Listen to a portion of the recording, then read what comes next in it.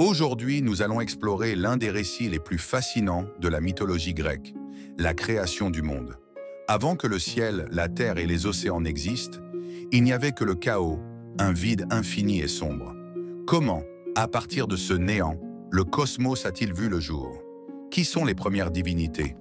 Installez-vous confortablement, nous plongeons dans les origines mythologiques de l'univers, selon les Grecs. Le chaos primordial.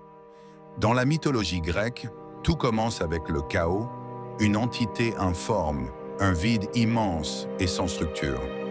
De ce chaos émergeant progressivement les premières entités primordiales.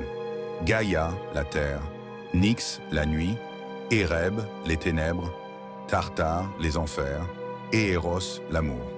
Ces entités joueront un rôle fondamental dans l'organisation du monde. Deuxième, la naissance des premières divinités. Gaïa, la terre-mère, donne naissance à Ouranos, le ciel, pour l'envelopper et créer une harmonie cosmique. Ensemble, ils engendrent les titans, les cyclopes et les hécatonchires, êtres aux 100 bras.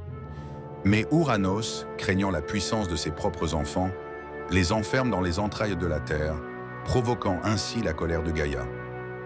Troisième, la révolte de Cronos. Gaïa conspire avec son fils Cronos, un des titans, pour renverser Ouranos.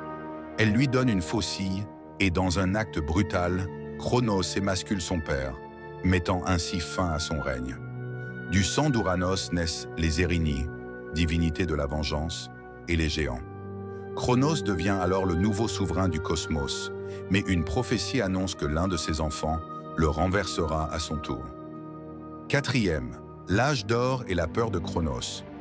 Sous le règne de Cronos, un âge d'or s'installe, où les humains vivent en paix et prospérité. Mais hanté par la prophétie, Cronos dévore chacun de ses enfants dès leur naissance. Sa femme, Rhea, désespérée, parvient à sauver l'un d'eux, Zeus. Elle remplace le dernier enfant par une pierre emmaillotée que Cronos avale sans se douter de la supercherie. Cinquième, la révolte de Zeus. Zeus grandit en secret, élevé sur l'île de Crète. Devenu adulte, il revient pour affronter son père. Avec l'aide de Métis, il fait boire à Cronos un breuvage qui le force à régurgiter ses frères et sœurs. Poséidon, Hadès, Hestia, Déméter et Héra. Ensemble, ils forment une alliance contre Cronos et les titans. 6. La titanomachie, la guerre entre dieux et titans. Une guerre éclate entre les dieux de l'Olympe et les titans, appelée la titanomachie. Après 10 ans de lutte, Zeus libère les cyclopes et les hécatonchires, qui forgent pour lui la foudre. Avec ce pouvoir, Zeus et ses alliés finissent par triompher.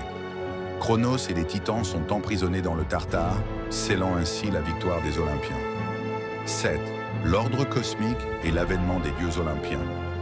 Après la guerre, Zeus instaure un nouvel ordre. Il partage l'univers avec ses frères. Zeus règne sur le ciel, Poséidon sur les océans et Hadès sur le monde souterrain. L'Olympe devient la demeure des dieux et l'humanité commence une nouvelle ère sous leur influence. Voilà comment, selon les Grecs, le monde est né dans un enchaînement de conflits, de révoltes et de trahisons.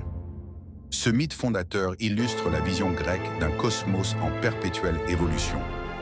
Dites-moi en commentaire quel mythe vous aimeriez voir dans une prochaine vidéo. N'oubliez pas de liker, de vous abonner et d'activer la cloche pour ne rien manquer. À bientôt pour un nouveau voyage à travers la mythologie.